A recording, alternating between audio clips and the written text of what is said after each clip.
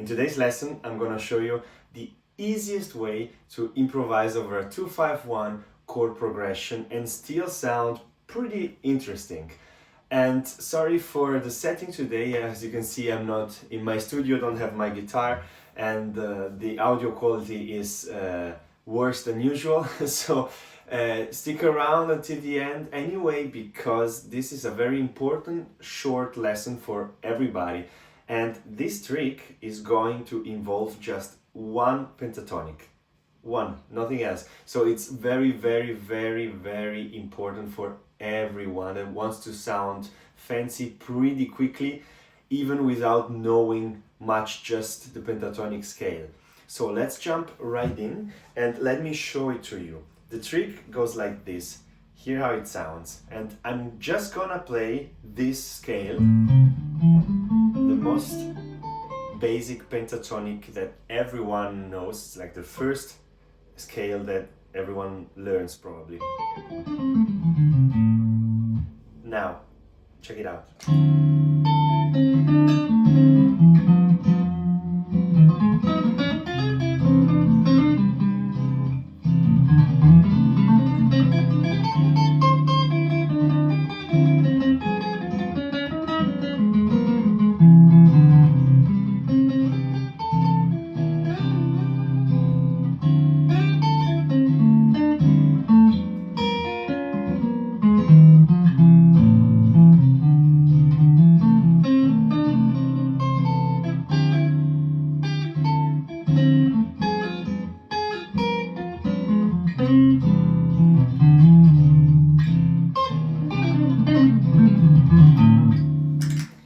Alright, so as you can see, just one basic pentatonic, but it sounded still pretty interesting, right?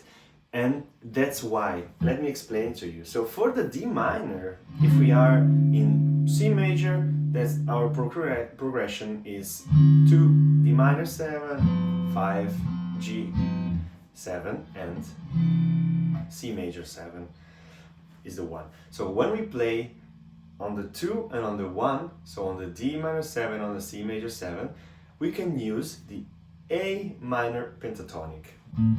That's it.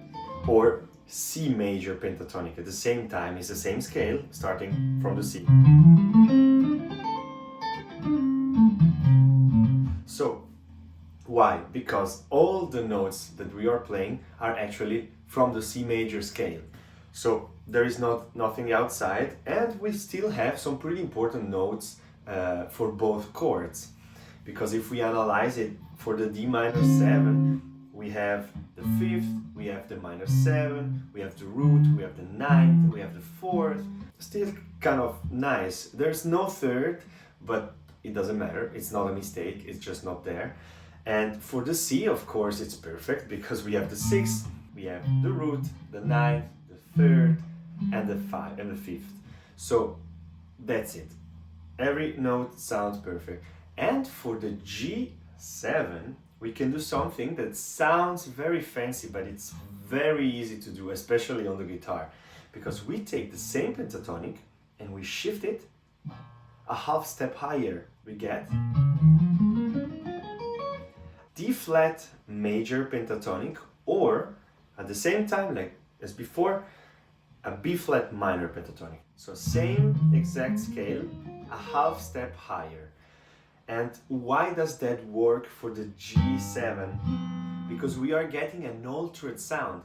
With that pentatonic, we are actually playing a G7 altered. Because if we analyze the notes, what do we have?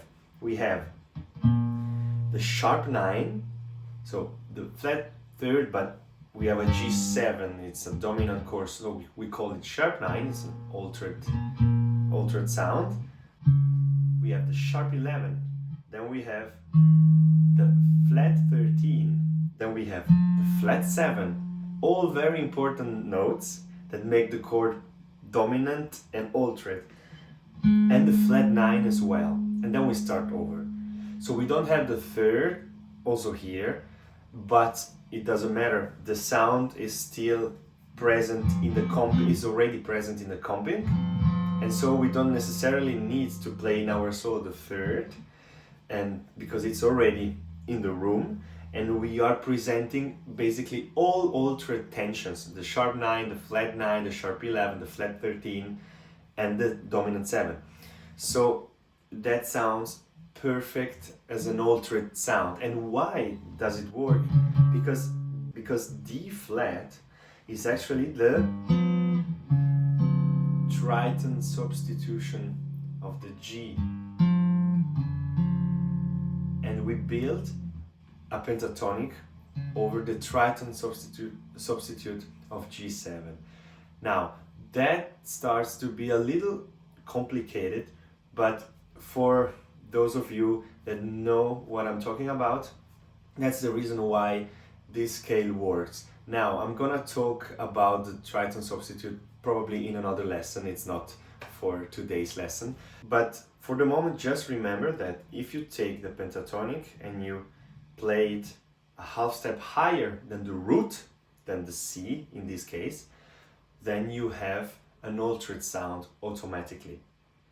So the movement that you do is basically just, then you move your already a half step higher, and then you go back. Let me show it to you once again.